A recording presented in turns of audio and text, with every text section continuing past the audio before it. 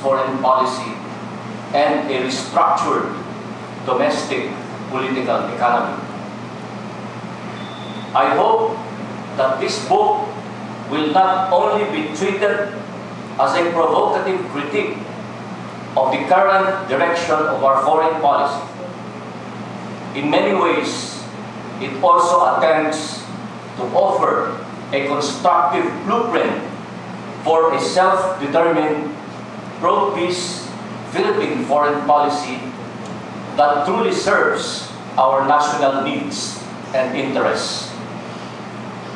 In many ways also, the book is an exploration into the social movement's engagement with the Philippine state on international affairs, especially the VFA issue. The state and state actors cannot be left behind in our quest for an independent Philippine foreign policy. The question motivating the book is, how far can we influence and move the state towards a pro-Filipino and pro-poor direction and away from subservience to foreign and oligarchic interests? The real hope lies not in the electoral struggle, not in Noy-Noy, not in Villar, not in ERA, etc., but in deepening the processes of democratization. Deepening democratization can act as a countervailing force against the political, military, and economic domination of a few, whether foreign or local classes of the oligarchy. This book tries to assess the democratizing impact of the proliferation of mass movements in our country, NGOs, etc., that have mushroomed since the late 80s after EDSA 1 all across our nation. My book is the culmination of several years of reflection and sharing of insights and lessons from our years of struggle for sovereignty of those working within the state, like Bobby Tanyada and former Senator Dicky Cosseteng, and in a parallel way, non-state actors outside it. We seek to grasp the lessons of our past for our future. My friends, social change and social reform do not belong to one group or another. Diversity and pluralism, side by side with solidarity in struggle, must be mastered by the progressive forces as a prerequisite for future democratic governance that requires tolerance, consensus building, and respect for differing ideas.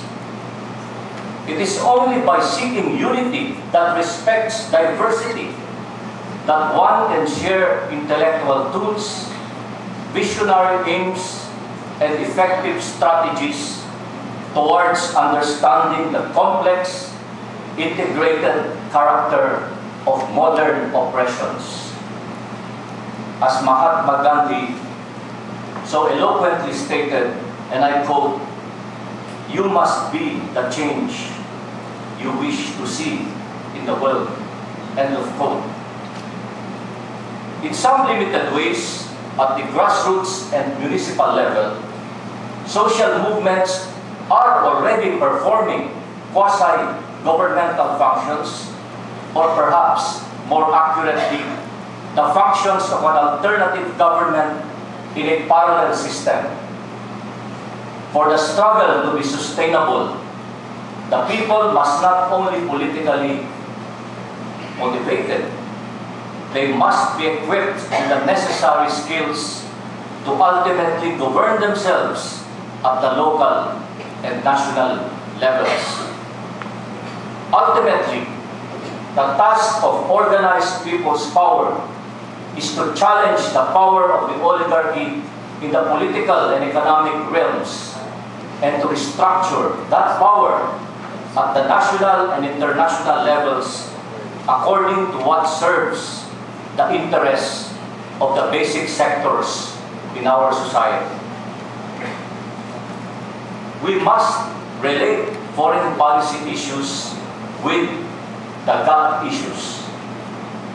I have yet to see the day when the issues tackled in this book are the issues that we can discuss freely during elections rather than making the candidates sing or dance or make a fool of themselves on stage.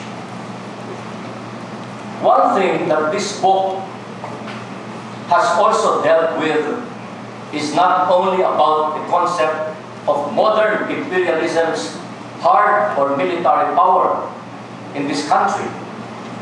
It warns of its inroads in the form of soft power. How many people's organizations and NGOs have forgotten to expose U.S. imperialism just because they have accepted funding from the creeping tentacles of imperialism, thereby confining themselves to single issues like human rights, corruption, and environment, and good governance. No doubt, these issues are valid, but they need to be contextualized always in the political economy of domination, both military as well as economic and cultural, which have not left us. It is embedded within our institutions, especially the Philippine state, and now even NGOs, using its hearts and minds instrumentalities of funding and other tentacles and forms of state power, of soft power. Can you bite the hand, even if it is the hand of the devil that feeds you?